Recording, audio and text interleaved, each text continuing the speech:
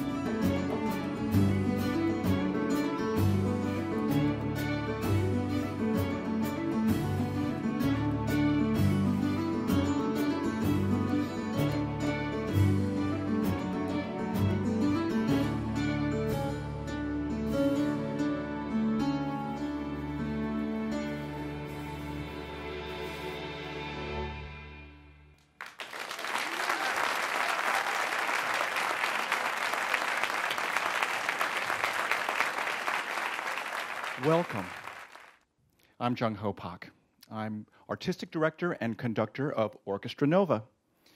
Thank you so much for being here, and thanks to Public Television for making this special opportunity to hear some great music and to hear a very inspiring story by a unique artist. At one point in his career, he was one of the foremost rock guitarists of his generation. And then quite unexpectedly, he was struck with a neuromuscular disorder known as focal dystonia.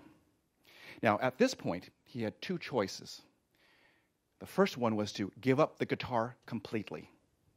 Unimaginable, but easier than the alternative, which he took, was to learn the guitar in a completely new way. And after years of hard work and experimentation, he stands here today, stronger, more passionate, and more inspiring than ever. Ladies and gentlemen, Billy McLaughlin.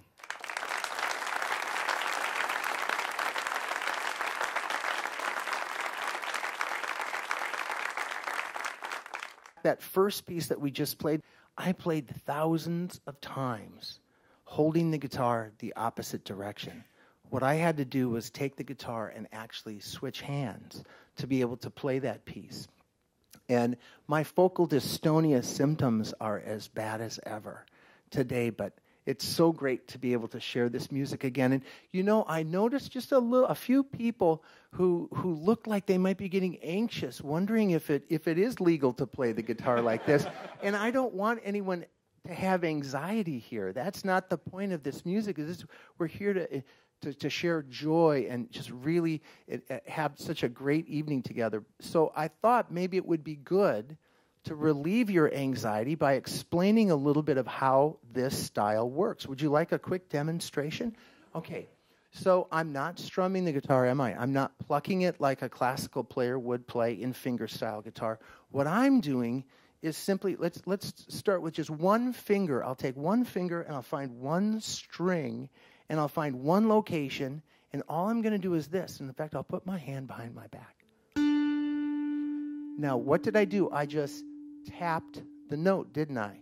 Like a little hammer on, I hit the note, and that put the string into vibration. And that's enough to create the tone. Now, I have two choices. Now, I can pick my finger up without making any sound, or watch this. Did you hear that? That's the open string ringing when I pick my finger up.